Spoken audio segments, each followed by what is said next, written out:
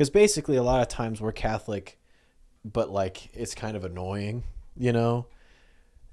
Sure, yeah. It's like, the homily sucked again, and the priest said something that he shouldn't have said, and the bishop seems to not really care one way or the other, and mass times don't make any sense, and the music sucks, and the Pope said the thing, and it's like if you are just dealing with that every day, and you don't really want to be Catholic, and you look over here, and you're like, well, they still have the sacraments, and everybody over there actually seems to care. Whereas over here, it seems like maybe 2 people care, and it's like me and my wife, and everyone else is on their phone during mass. It can wear on you if you're not in it for the long haul.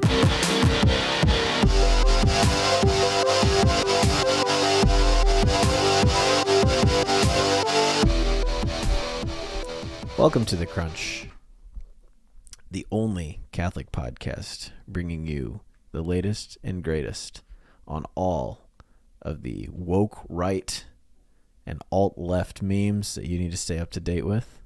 But more importantly, we talk about the truths of the Catholic faith.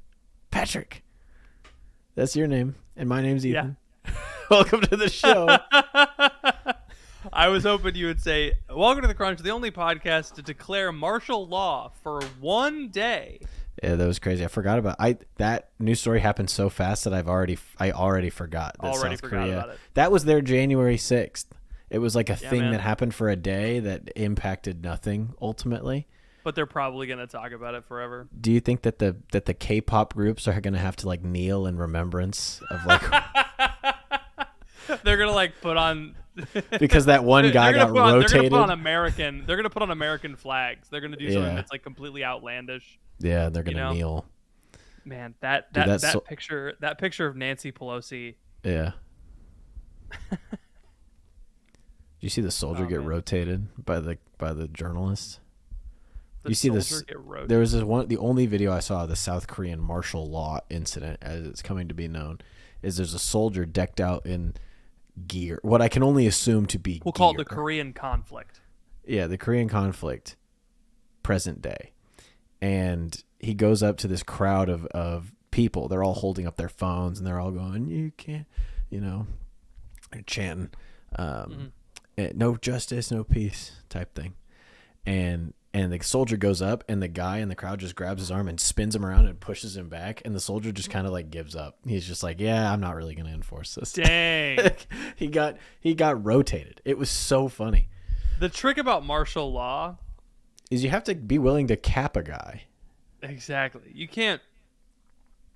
It's not really martial law if you're not going to use violence to enforce martial law. Yeah. I think forgive me for the Office reference, but it's kind of like it's kind of like I declare bankruptcy, If Dwight Schrute was a real person and he was a Christian, he certainly would attend the traditional Latin Mass.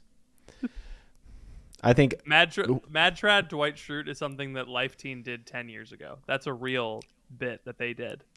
Whoever put that on Reddit, if I had a cannon that I could non-lethally fire someone into the sun, I would put that person in the cannon. In the non-lethal sun cannon. Well, they would use the sun's gravity to slingshot and then come back. I was thinking about this because I was talking to a friend about the railroads in Florida. Underground or above ground? Above ground railroads. We don't have underground railroads in Florida anymore. It's too swampy. It's too swampy. They'd get down there and they don't know how to swim. And so they would not be able to. The alligators used to help, actually. They used to really? they would ride alligators to freedom. I'm just kidding. That would imagine.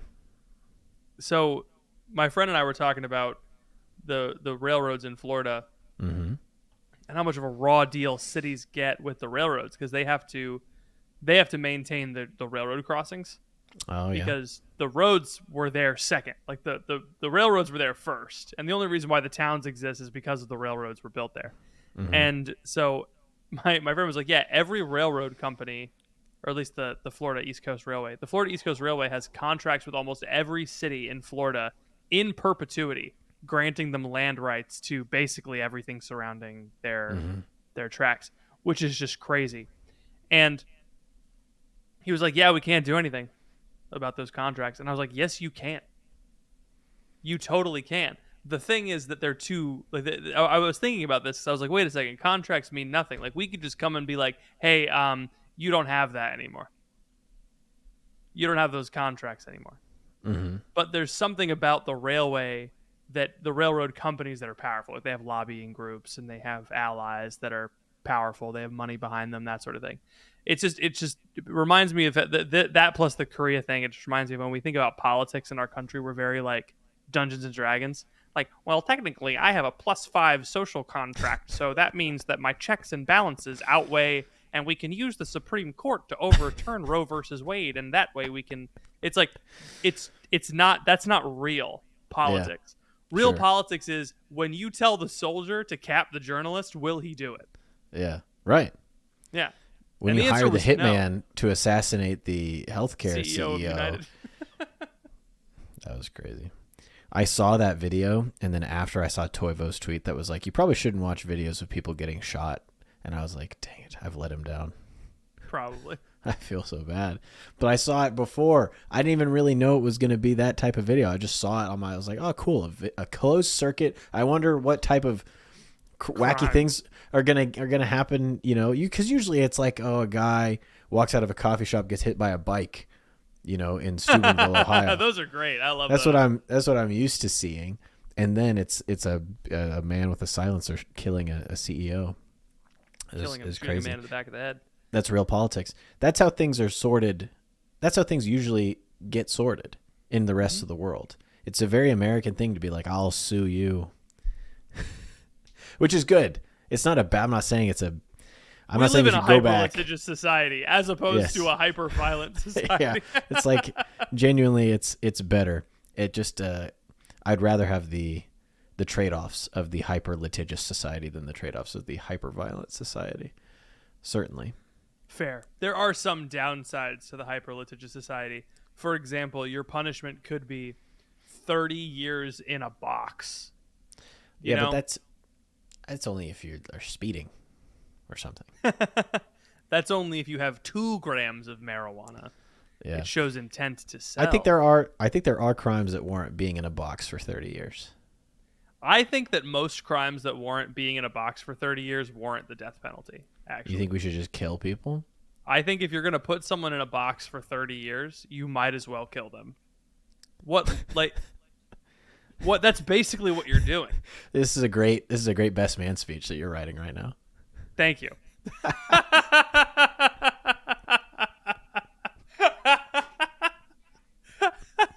It took me a second, but that was good. Yeah. That was a good one. Can you imagine? As my great friend Patrick once said, if you're going to put someone in a box for 30 years, you might as well kill him now. Might as well just kill him. Good on you, Johnny, for choosing the box. That would be a hit with the boomers, would be doing that type of joke. Mm-hmm. But boomers do love hating their wives. Yeah. Have you seen that? We love our wives. That Tim Robinson, was that what his name is? 55 Burgers, that guy? What's his name? Yeah. Is it Tim Robinson? He has a sketch where he's like out at a dinner and he's like with 2 older guys and they're like, to our wives and our girlfriends, may they never meet. Ha ha ha. And he goes, I didn't find that very funny. I actually really respect my wife. And the guy's like, well, no, he's like, if she was here right now, I would not say that. It just is the way his tone is really good. It's a great little sketch. I need to watch more of his stuff. I think he's funny. He did a similar one where the guys with his friends and they're all like ragging on their wives and he's like, yeah, you'd be chugging. He's like, oh, can I get another beer? They're like, oh, you're drinking too much. He's like, yeah, you'd be throwing a few back if you had my wife. And he's like, he then goes into a montage of all the things his wife did for him. He like went and got it. It was in a play. And he's like, I shouldn't have said that. And he's like, I'm going home. And the guys, this is the funny part. The guys are like, but we're already all set up. And there's 4 sleeping bags lying next to each other. Oh, man, it's good. Yeah. Anyway, yeah, you should watch. I think man. You should leave for the most part. For the most part, there's some of it that's bad. Mm-hmm. I've also, if you're sensitive to my wife did not like the corpses falling out of coffins sketch. That sounds funny. People keep saying that I'm doing this on purpose. I didn't do anything. I don't know what that's referencing, but it sounds funny. It's It's that great. show, and then also I've always wanted to watch Nathan for You, but I haven't. It's one of those shows where it's like I can't imagine that my wife would enjoy watching this man put these poor people in these circumstances where they have to deal with it. It will undo my pants, exposing myself in front of all of these children, and this LAPD officer will arrest me. Yeah, I think it's so funny that like real world stuff. But yeah, I don't think I'd have to watch on my own, and I'm not watching a ton of TV on my own these days. And if I do, I'm No, watching it's hard. season 2 of The Simpsons. You're watching season 2 of The Simpsons, really working. Well, your way if through it? I'm gonna be a millennial, I might as well try to learn the code, the canon. You know? It's true. The old millennials love The Simpsons. Yeah. It's very important to them. It's when they were young when Conan was writing on The Simpsons. Yeah. And there's no way to watch. I don't even know if I wanted to watch the Tonight Show with Conan O'Brien. I wouldn't even know where to go with all of that. Is it streaming? Like, do they have years and years of late night TV just somewhere where I could watch all of them? Would that even be good? I doubt it. That doesn't could I seem- get just the sketches and the remotes without the interviews? You know, That'd be amazing. The 'cause interviews. the only are- interviews worth watching are the ones with Norm, and those are all already out there. But where did the guy get those? Yeah. Just record them live. I think they destroy them immediately, or they put them on YouTube. Certainly not. They have archival footage so that they can sell box sets. You know, 50. Like when Conan dies, be like, oh, by the way, you can buy the full collection. Like they did with Michael Jackson. Yeah, You remember? Michael Jackson made more money after he died, in like the week after he died, than he did his whole career.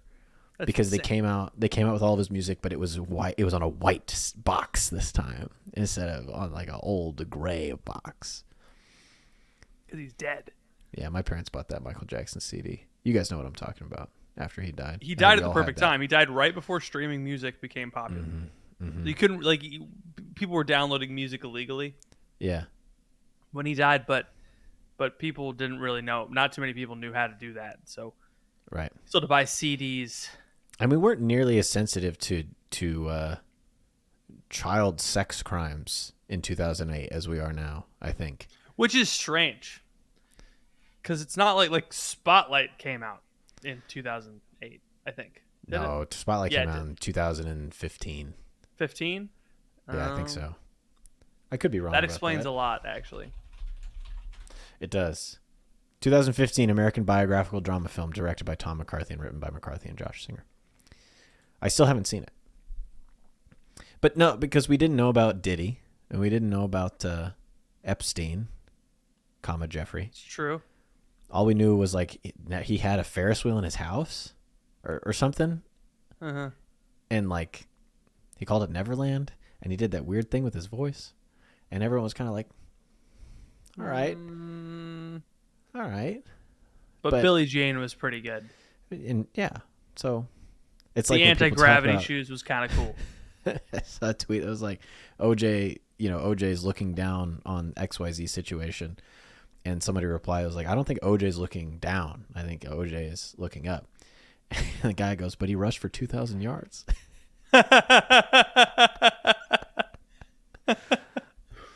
Come on, that's Love got to that. count for something. Catholic men, when was the last time you read through the book of the prophet Isaiah? Maybe when you were in college studying theology, maybe never at all. I've read through the book of Isaiah myself multiple times, and I've gotten something new out of it every time. The book of Isaiah is called the fifth gospel, and for good reason. It's the book that contains the most references and prophecies of the birth of Jesus Christ, and so it's the perfect book to be reading through during Advent, during this Advent season, which is why I'm excited to be partnering with Exodus 90 for their Advent challenge. If you go to exodus90.com/thecrunch, that's exodus90.com/thecrunch, you can get a 14-day free trial of their app and try out their Advent challenge that is going on right now. So go to exodus90.com/thecrunch and you'll start reading through the book of the prophet Isaiah. You'll start spending your day in silence. You'll be taking those ice cold winter showers on Wednesday and Friday, and you'll be diving into a more spiritual and more ascetic approach to Advent as we prepare for the birth of Christ. Again, that's exodus90.com/the crunch. Thank you to Exodus 90 for sponsoring this episode of The Crunch. I got an important question for you. Yes. Did you see Big Justice in the most recent MrBeast video? I did. I saw MrBeast in the most recent. MrBeast looked sick. I was not looking at all at MrBeast. I do not care about MrBeast at all. Can you please pull up Big Justice in the latest MrBeast video? When Big Justice, it was like when I saw Spider-Man No Way Home and Andrew Garfield came out of the portal when Big Justice came on the video. I was like, no way. I had the grin ear to ear. I almost cried because Big Justice, he heard that if Bryce Harper won the hitting contest, then $100,000 would go to charity. And Big Justice was like, oh, no, wait, now I want to lose. I was like, oh, you young diabetic boy.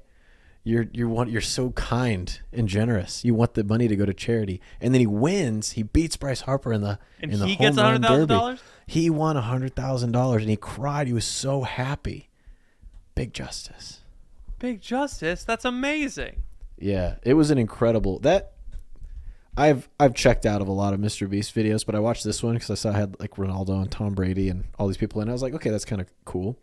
And it was one of the best ones he's done in a long time, I think, because he had just normal people competing against athletes. They're actually legitimately laugh out loud funny, where he had his friend race Noah Lyles, and his friend is like built like Danny DeVito, just like a short, overweight dude.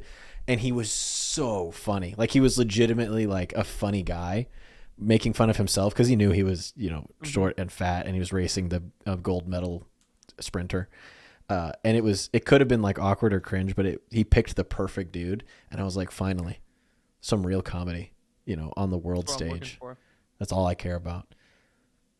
I'm happy for Big Justice. That's all I wanted to share with you because you introduced me to the Costco family.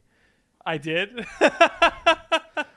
When I said the Costco guys used the Rizzler as a battering ram. The Rizzler as a battering ram? Yeah, that's when I started to pay more attention. That's when I finally started watching. If that really happened, I need to be keyed in with these people. I think they're what America needs right now. That's right, because you thought I made that up. You thought I made up the Costco guys and the Rizzler. I knew that they were real. I did not know that they used the Rizzler as a battering ram, and I did not know that actually happened. They have this little dance they do with and MrBeast just couldn't do it. He just like, they filmed him and he's like, that's MrBeast. It's like such a simple dance. You just do this and you kick. And he's just like, he couldn't do it. His skills are in other things. He's autistic in other ways. Yeah, he put all of his points into his stats got boosted in marketing. And his dancing stats are nerfed. I don't know what it is, but every time they say they go boom, it makes me laugh. Is that so bad? Good. Should I not laugh when they say boom? Because you should laugh really when they say boom. It's so. We should have a little phrase that we do. Like instead of we bring the boom, it's like, and that's the crunch. And we both kind of go every time we make a good point. I think we should. We should do it. All right, fine. You come up, Mr. Ideas guys over there. You come up with something. I'll go up with something. I want to come up with a topic. Okay. For our episode today. Sure. Do we have some kind of topic do you have a topic for our episode today? So when you said I want to come up with a topic and then you asked me to come up with the topic, you didn't No. I'm asking you if you already have one. I don't want to step on your topic. Well, I was going to keep talking about Big Justice for a while. That was going to be the topic. That's all I had. I knew I wanted to mention it. But no, I did nothing beyond that. I just enjoy spending time with you. I wanted to talk about the wife jack. We talked about Wife Jack last week, bro. Did we really? Yes, and then Nick Fuentes and the whole thing. We talked about that last week? We did. Dude, we totally did. You're so right. Yeah. Man, guys, I'm losing it. Get out of your bubble, bro. I'm losing my freaking mind. Why? I don't know. It's just gone. Man, last week, where did last week even go? It was Thanksgiving. It was Thanksgiving. One was thinking about anything. I wasn't thinking about anything. You weren't thinking about anything. That's right, because Katie texted me all mad about the Back to the Future correct opinion that I have. Never mind then. Do you want to talk about transgenders on the Supreme Court? I don't even know what that means. They're deciding a case about gender reassignment surgery for children. Oh, I thought we were potentially electing a transgender judge. Well, they got a bunch of men in dresses, or did Yeah. they already decide it?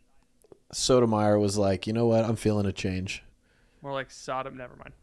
Come That's on. low hanging Come fruit. on. That's That's low hanging crass. fruit. That's low That's hanging fruit. disgusting. Because it ends with her. It ends with her, and it didn't. It wasn't gonna. It wasn't. It wasn't. It was gonna sound. It was gonna go a different direction than I wanted it to. Yeah. No, I don't know. Because I don't her, know anything because about it this. sound like her first name. The first part of it sounds like Sodom, and she's pro homosexuality. That So was like not that lost was on the me. joke I was gonna make. You get it. I was with you. Yeah. So the United States versus. You could talk about the War of the Worlds Scarvetti. tripods if you wanted. No, I'm good. You know the big horn sound that they go? I'm just vamping while you pull up your thing. You have it ready? So it's likely that the courts are going to. So they haven't made a decision yet. They've made arguments. What's in question? Give me some context because I don't know. I look at K-State portal transfers on X, and I see your tweets on your alt, and I know that Bitcoin now is at 100K, and that's just about as much as I've consumed. That's all I know. So in March of 2023, the Tennessee House of Representatives passed a bill prohibiting certain kinds of penis chopping surgeries. Gender affirming care is the term. Certain kinds of bodily changes. It does not restrain hormonal changes, so it doesn't go far enough, in my opinion. All right. The Biden administration sued the state of Tennessee for this bill. They said you can't do that, and the district court was like, "Okay, hold off. This bill isn't in effect yet. We're going to take this to the Supreme Court." And so the suit was brought by 3 transgender teens who wanted to change their genders, attempt to. The Tennessee lawmakers are championing parental rights. So they're like, we want to make sure parents have rights to do this. It looks like legal experts predict that should Supreme Court uphold Tennessee's law, access to many other forms of health care for both children and adults could be impacted, including gender-affirming care and abortion access. Great. Yeah, sounds like a slam dunk in my opinion. Do you think they're trying to push this really quickly through? Like they're just like, let's get this through quickly before Trump gets in, so we can ban bans on gender affirming care. They're trying to ban bans. So Tennessee bans it. Yeah. And then the United States government says, well, we're actually reverse card. We're going to ban your ban. Mm-hmm. And then could the state of Tennessee come back with a just say no from Monopoly deal and be like, we're going to ban your ban? Or it's just kind of a farce in my opinion, because clearly states do not care what the federal government says, because they did you break up? I think I talked over you in accident. There we go. You want to break up with me? No, you broke up. Like your feed broke up and I talked over you. We're broken up? Okay, there must be a delay of some kind. The delay is severe. Noodles. That wasn't too far. No, it's good. Keep going with your explanation. I mean, the federal weed is still illegal in the United States, but not in Colorado, which is in the United States. So, like, what is all? Can someone with a law degree answer this question for me? Of like, as Abraham Lincoln once said, a house that sues its own states will definitely stand for a long time. It'll be fine. It's unfortunate because I don't know. What do you think will happen? Do you think the ability to access transgender surgeries will become a according to the Supreme Court, a constitutional right in the same way that Roe v. Wade was passed and the Obergefell decision, whatever it was. It's not Oberger. Obergefell. Obergefell. It sounds like a place in Oberge. World of Warcraft. I don't think it will, because don't we have the majority of people that are not insane on the It Supreme doesn't Court? matter. It doesn't matter. Why not? We had the majority a couple of years ago in the In the gay marriage one? we had the majority in the gay marriage one, and we had the majority, I think, and we had the majority in another transgender thing that recently the Supreme Court defended the right for transgender people to, it wasn't bathrooms. I don't know what it was. Interesting. I don't know. I don't know what they're gonna do. It's tricky because I think there's enough. I mean, if they overturned Roe v. Wade, I can't imagine that they would come in and be like, "Well, we want to return abortion to the states, but we also want to ban bans on gender reassignment surgeries federally." You know, Yeah. like that seems not, according to jurisprudence, it doesn't seem consistent with their previous ruling, you know, with regards to healthcare. So I don't think they would do it, but I'm not that worried. Are people worried about this? Are people talking about it? I haven't seen a lick of conversation about this, so I'm coming in completely cold on this topic. Oh, it's just I've seen a couple of articles about it. It's just it's like it's a big deal when the federal government sues a state government, and it's a big it's a hot button issue. Some would say that it's the issue that decided the election. Maybe. That's true. I do think that if they lose, this should be the final whimper of the trans thing, because it just doesn't have legs, you know. Yeah. It's too beyond the pale for the average person to get on board with, especially when it's clearly children and they're clearly targeting it at children. I think just most people, it just sets people's the bat signal goes up, And know? rightly so, I think. So they're like, why do you care so much Why about this does it have, surgery? Yeah. Why isn't anybody trying to give my son steroids so that he can become the next LeBron James? Why are they only trying to give him drugs that will turn him into the next Letitia James? I think it's at a certain point you're like, I get it. You want to dress up like a woman. Why do you have to do it at the kids section in the in the library? Like, why do you have to do it at the school? You want to dress up as a woman. Why do you need serious organ reconstructive surgery to do? I mean, if people dress up as women for centuries, Correct. even before. I don't know if you've seen The Passion of the Christ with Mel Gibson as director, but King Herod has a little eyeshadow on.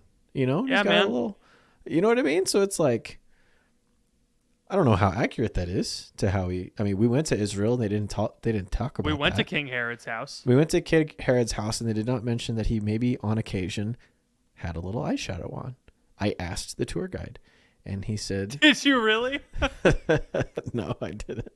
That's something you would have done, though. I would have asked Hani. I don't know if I would have asked the whoever we were working with, you know, at any individual place. That would be mean. Good point.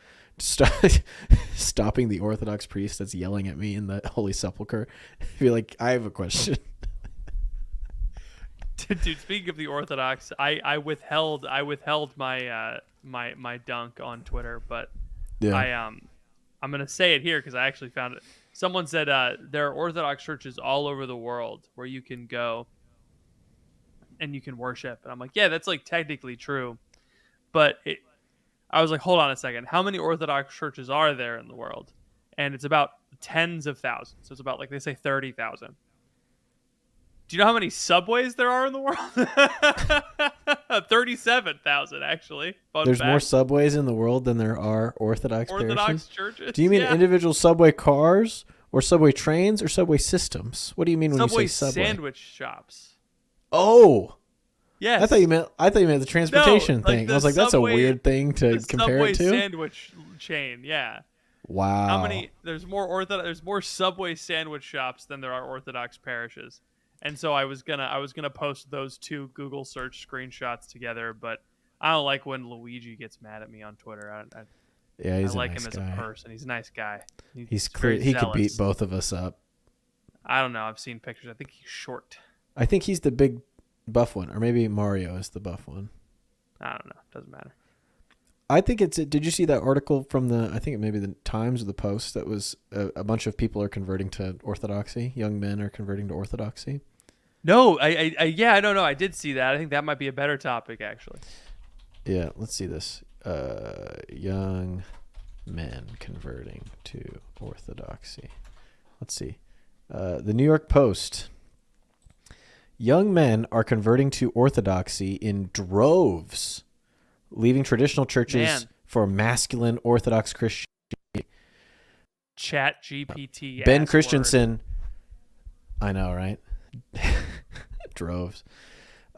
Ben Christensen was raised Anglican, church every Sunday, religious school, and Christian camp every summer. But Christensen, 27, of Fairfax, Virginia, always found himself longing for a more traditional faith. The hard thing about growing up in my church is that there was a lot of change, even in my lifetime, he told the Post. I realized there was really no way to stop the change. The robe choir was swapped out for a band, lines were blurred on female ordination, and long-held stances on LGBTQ issues were shifted. And so the mainline dominations are hemorrhaging. There's more an awareness of Orthodoxy than there used to be. And now he goes to St. Mary's Orthodox Church in Falls Church, Virginia. The question is, why aren't they coming over to our side? You know? Ethan, help, I'm drowning. I need to find land, perhaps an island, a Greek island, to find safety, both in physical and digital security. You got your little flippers on? I got my little swimming boy? You little snorkel? Swimming. I'm like, help someone find me. Do you You're know the type I'm of guy. I'm swimming in an ocean of privacy violations, and I need to find a haven in this digital ocean. You're the type of guy that would go on an excursion in the Mediterranean and the boat would leave you behind. I just need you to know that. I hear you. I think the internet is getting more and more pernicious. They're making robots that talk and walk and pour drinks. Pour beer. And it's getting to be a little bit much. I mean, we're going to Mars, but at what cost? You know what I mean? And I think that each American, especially in the coming years when it's going to become illegal to be Catholic, we deserve our privacy. We deserve to be protected from government overreach and big companies that are spying on us, trying to target us with ads, trying to get us to spend our hard-earned dollars on their junk instead of on investing in a beautiful future for our families and our friends. Patmos Hosting Solutions can solve that.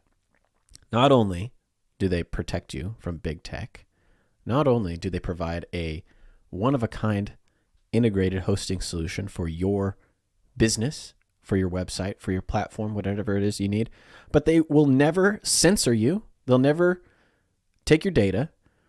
Even if they 100% disagree with you, even if they think you're the worst person on the planet, they have that integrity, and that's what I really love about Patmos. Yeah, Patmos has really helped us out over the past couple of months, setting us up on our website. We are believers. We practice what we preach, and so our podcast is secure on Patmos servers, free from any kind of external intrusion that might occur. And they got a great team. They'll walk you through setting it up. It's one-on-one service, which you're not going to get on any competitor web hosting services.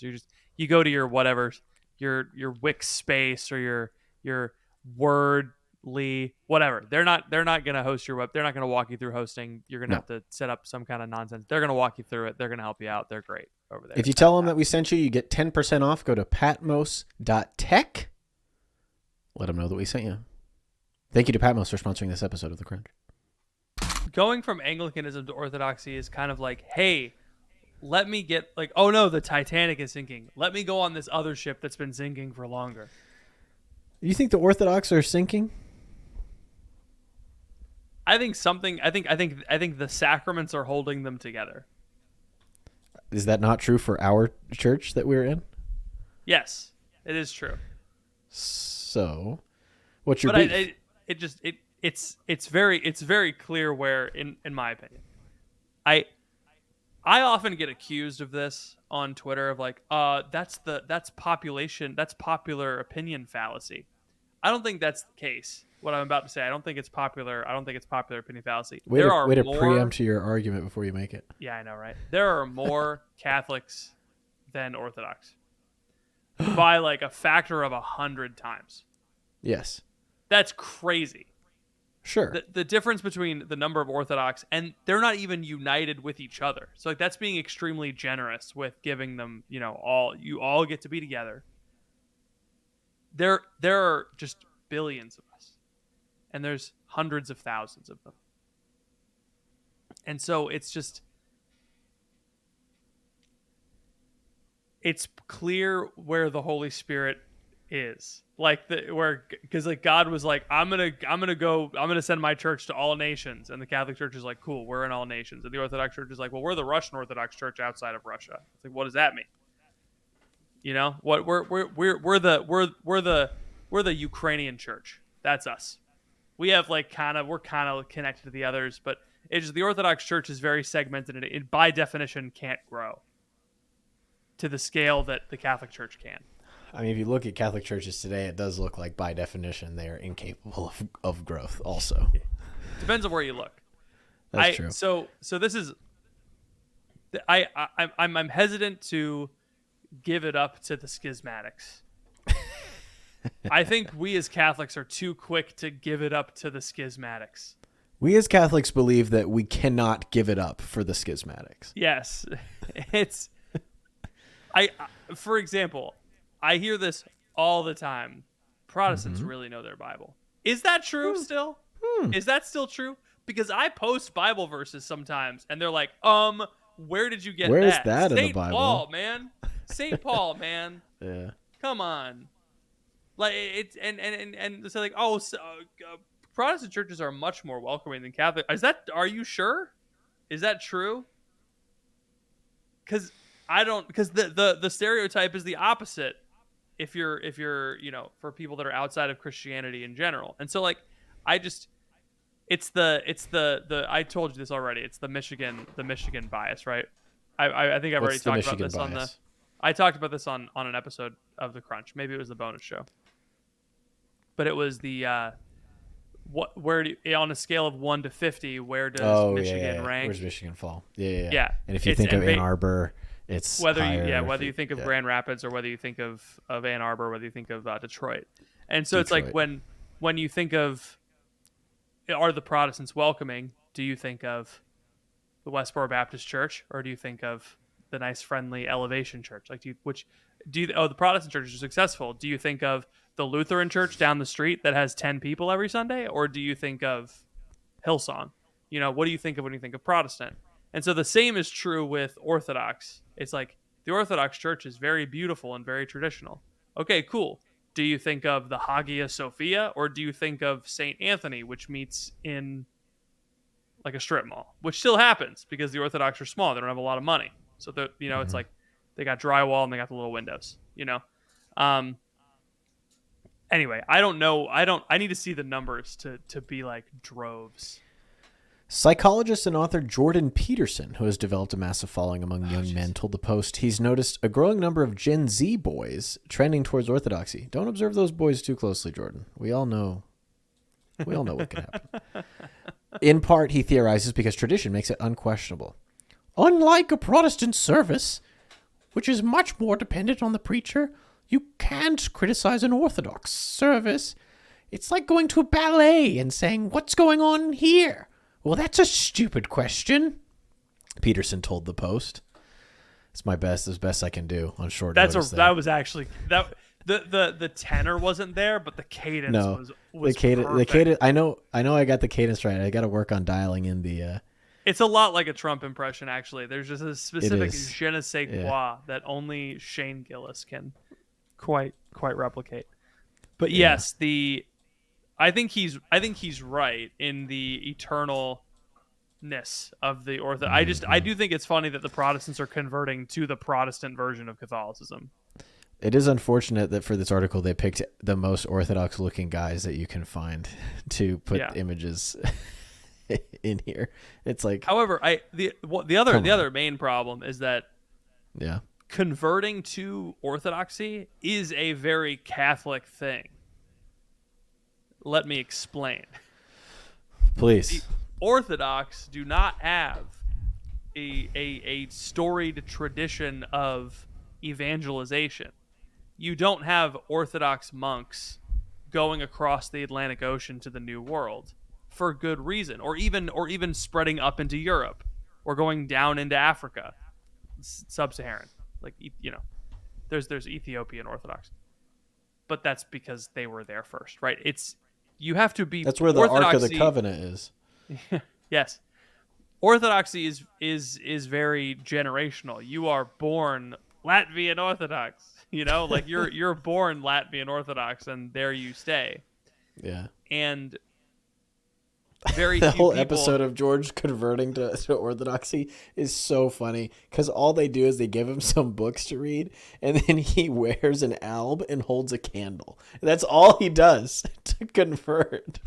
As far as I know, that's all it takes for these guys. They baptize you, yeah. These late 20 Gen Zers, they just read a few books by Father Seraphim Rose, and then they pretend to have read the Brothers Karamazov, and then the priests are like, come on down. Yeah, right. Are there any women? If they are, they're already married. What? That's just the way you said that. like you know. But I think it's. I'm not as critical of these people as you are. I think it's good. There's a joke among the Orthodox community where it's like, yes, my name is Alexandros Stephanopoulos, and it's like a white guy from Michigan who became Orthodox. You know, yes. I've changed my name. Yeah. You have to kind of adopt the Greekness. Mm-hmm. It's in order to convert, you have to kind of like transculturize yourself. Perhaps this is tied into the transgender. Yeah, that's what I was saying. Yeah. You know, it's like, whereas Roman Catholicism is very Roman, it incorporates other cultures into itself. It like conquers and it absorbs. Whereas Orthodoxy is by its very nature separated into nations, which is why Jesus did not establish the church like this. It's why Jesus didn't make the church the way the Orthodox imagined he did. He made it one pope, bunch of bishops, not a bunch of bishops that all make their own decisions, because then what happens is Orthodoxy, which is not as fast growing, it's not as welcoming to outsiders. They won't even recognize your marriage. You know? They don't think you're married. They're wrong. Isn't that weird? I'm wrong that the Orthodox don't think that you're married. No, they're wrong. I am married. Yeah. But like that's how closed off Orthodoxy is to other people. They don't like recognize the validity of. You're so apologetics brained that you can't see that this is good. You know, would we rather them convert to Catholicism? Absolutely. Is it better that they're now Orthodox instead of being in an Anglican or like Presbyterian or Lutheran church? Yes, they have access to more sacraments than they did before, so it's a positive change. It's a step in the right direction. Yeah, and I think they now have access to more grace, which means they will now have access to more. But I'm not talking about opportunities this on the individual level. Okay. I understand you have problems with the Orthodox at the macro level, but nobody cares about that. It's like saying like, well, I think Russia should stand down. Who cares? You know, that's like the interesting story is like individual soldiers on the ground. You know, that's the thing that's real. Sure. So, I mean, you can talk about the macro all you want, but this is not a Catholic Answers podcast. You know, I hear you're getting into Catholic radio. You know, so maybe you're just prepping. Maybe you're using me to prep for your big debut. I'm not getting into Catholic radio over the FM airwaves. DJ. I'll take over apologetics. When Catholic Answers calls me and says, "Hey, we want you to take over Catholic Answers Live," I'll be there, baby. I'll be in the studio. I'll be on the mic. I'll grow my beard out. I'll get a cowboy hat. Hot apologetics in the morning. 94.5 Catholic Pat. I could do that for you. That could be my job. is I could That'd be do so that. fun. I would do it live every day with like a different thing. Like it would be, I'd play a car crash sound effect, you know? Dude, people still listen to Catholic Answers. I'm not saying it. Yeah. It's good. It's good programming. Dude, dads, they listen to Catholic Answers, man. My mom listens to Dr. David Anders every day because he answers her questions. Do you remember when I did that like Ave Maria radio? No. It's the guy that took over Al Cresta's show. No.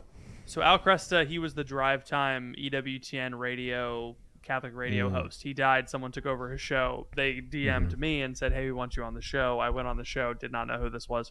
I went on the show. All of a sudden, every dad over the age of 50 in my parish was like, "Patrick, I heard you on the radio." You were I on was the like, radio, I didn't think anybody big was listening to dog. that. I was a little too loose with my Patrick, opinions. you had an FCC violation. I got it in the think I mail did. because it came to the Crunch LLC. I had to settle it for thousands of dollars out of court. Before you said thousands of dollars, you had me. I was like, I bet that happened. Oh, I pay a lot of bills that you know nothing about. Is that so? Yes. As long as my check clears every month, I'm good. All right. Okay. As long as you get yours. Maybe the lefties on Twitter are right about you. Maybe you are just in it for the money. Oh man, I hate them. Maybe I'll become Orthodox just to piss you off. I need to hate them less. My friends, my sister-in-law's friend converted to Orthodoxy, and I just laid into him. Why? How does that help anybody? They converted from Catholicism to Orthodoxy, and I was like, that's, "You silly sure. goose." Yeah. They were like thinking about it. They were like thinking about it, and they were like, "Oh, but it's the community," and I was like, "Or no, it was like I get it. It was a tradition. I understand that. I get it, but it was like, it's so I understand. It's like but it's just so much more than that, and we need to be like, anyway. Not everybody can go to an awesome parish, so I want to be sympathetic. Not everyone can go to an awesome parish, and not everybody has the I don't know what it is, the history or the family or the whatever to like, because basically a lot of times we're Catholic, but like it's kind of annoying, you know. Sure, yeah. It's like, the homily sucked again, and the priest said something that he shouldn't have said, and the bishop seems to not really care one way or the other, and mass times don't make any sense, and the music sucks, and the Pope said the thing, and it's like if you are just dealing with that every day, and you don't really want to be Catholic, and you look over here, and you're like, well, they still have the sacraments, and everybody over there actually seems to care. Whereas over here, it seems like maybe 2 people care, and it's like me and my wife, and everyone else is on their phone during mass. It can wear on you if you're not in it for the long haul, which some people aren't. I mean, they want to be in it for the Lord, and they want to have real experiences, and they're just not finding that in the church, which is our fault, So it's like, I can't blame them at all. There's a little bit of blame because like you should know. But I empathize very heavily with these people that are converting to Orthodoxy, because it's like you walk into the average Catholic parish in America, what is there to capture you? You might get lucky and walk into one of the beautiful ones. Odds are you won't. And odds are they'll have mass, 8:30 in the morning, Monday through Friday, so that you can never go because you have a job. And so it's tough out there for the young street soldier. I do. There was another thing. You said something.